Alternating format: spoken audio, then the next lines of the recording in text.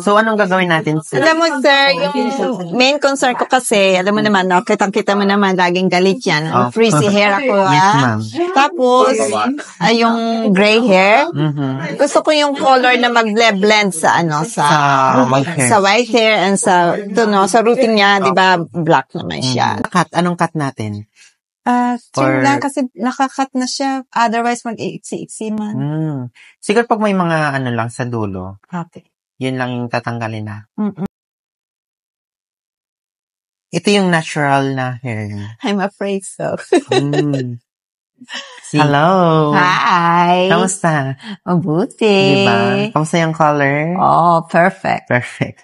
The haircut is perfect. Yun. You're good. Thank you. As good as Sir Miguel. Yes. Happy ka naman. Very happy. Oh, It's really perfect.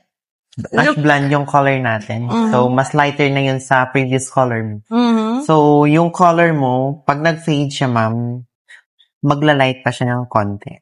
So, kailangan mo siya gamitan ng yung anti-yellow para ma-maintain mo siya. Yes. Ayan. Yeah.